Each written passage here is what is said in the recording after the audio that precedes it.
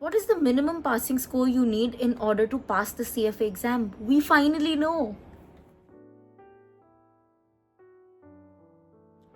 Hi guys and welcome back to my channel. My name is Tanishka and I hope you all are doing good. In today's video, I'm going to be talking about the changes, the major, very major changes in the CFA exam results starting from 2025. So we're actually going to know what the MPS is.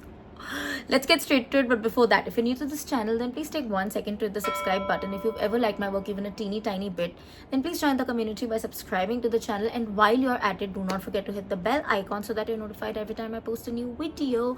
And for the very kind people who have already subscribed to my channel, thank you so much for joining me in my journey. I hope we stay together till the end of time.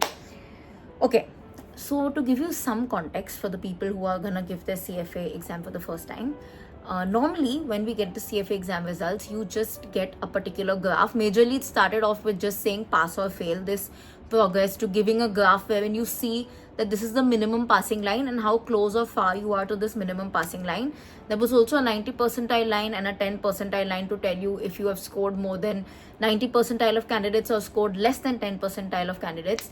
Along with that, you got a subject wise graph also telling you what was your score range roughly, right? So there was like a 50 to 70, above 70, below 50 ka score average. Now the one thing that is common in these old graphs was that you never exactly knew what was the minimum passing score, what did you actually get per subject, and that kind of left candidates very confused, especially for the people who failed, because they did not know that where exactly did they go wrong or how far away they were from the minimum passing line. So if the minimum passing line was 5, for example, if this was the line and I'm standing here, I would assume that I was a 3 or 4 or a 2. I never knew the exact figure.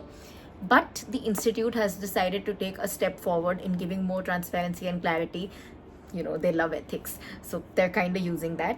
So basically, now onwards, they will for every exam specify the minimum passing line. They will not specify this before the exam. They will specify it only when you get the result, that this is the minimum passing score, and they will also tell you what you scored in total.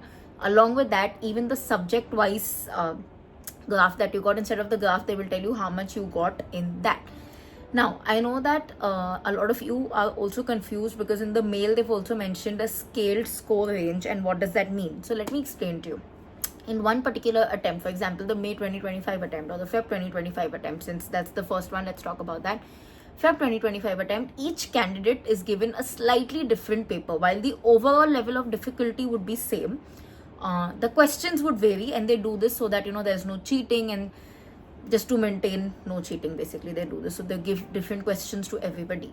Now in this case, because everybody is given a different set of papers, some people are given a set of A and some people are given a set of B, set of C, they cannot really give you an exact number, because then you will be like, oh, this person got a higher score, this person got a harder paper, my paper was easy, etc. So because that confusion can arise, they standardize the marks. So instead of giving you a percentage or an actual figure of you got 8 out of 10 or you got 75%, 80%, they will give you a thing called a scaled score range. Basically they standardize all the marks, right? So now how do they do this? It's a mathematical thing, we don't need to get into that, but basically they're standardizing it in such a way that they make all the papers equal while they decide the minimum passing line. So they get that line of equality, they standardize it using a thing called scaled score ranges. Okay, so don't get confused about it. It's just a measure to standardize all the papers so that when they're calculating the marks ki what should the minimum passing line be, it becomes a standard figure. It's not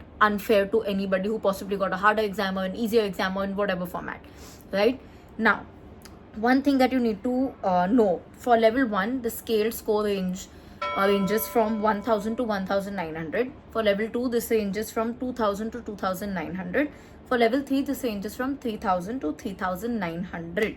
Now, the estimated minimum passing score, this is an estimate. Every attempt, this minimum passing score can change, but it will be somewhere around this. They'll try to maintain it as much as possible unless the exam was extremely difficult or extremely easy. So in most cases for level 1, the estimated minimum passing score would be 1600. For level 2, it would be 2600. For level 3, it would be 3600. Again, this is not the number you need to score. Whatever you score, they're gonna standardize it using some mathematical formulas, and uske basis pe ye hoga. So to give you guys a little bit more clarity, if you're in level 1 and suppose they declare for Feb 2025 that the minimum passing score is 1600, they declare this in that result, right? So you will be told that you got 1650, therefore you passed, or you got 1500, therefore you failed. So you will know, because 1600 was the passing score, मुझे उसके आसपास कितना मिला for passing or failing. Along with that, per subject you will know what your scaled score range was, so that you can understand how far away you were, how close you were, because of which subject. Okay, so I think this gives us a lot of clarity. This gives us a little bit more transparency. I'm not saying this is the best method, of course.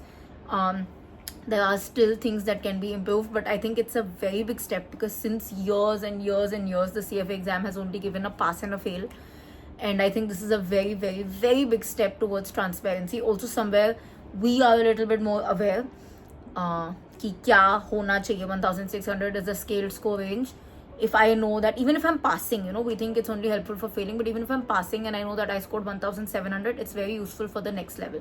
Only and only glitch here is for CFA level 3 candidates. If you pass the exam, you will just be given a pass. You will not be given a scaled score range or your minimum passing score. Only the people who fail for level 3 will get this. For level 1 and level 2, you'll get it whether you pass or you fail. Makes sense, because in level 3, if you pass and you see, it doesn't make a difference. Now, one thing that I want to just add, I know a lot of people after this will be like, I passed by, minimum, the scaled score range, minimum passing line was 1600 and I passed at 1800, and somebody will be like, oh, I just passed at 1600 once, so is that person better than me? Please, that is not true. Everybody 1600 and above, taking this as our standard example, will be equal. So please maintain this. Everybody 1600 and below will be equal. It's not that I failed worst, I failed better than you. ऐसा कुछ नहीं होता. Or I passed better than you. Just adding it because I know that this is gonna be the next phenomenon that people will start using.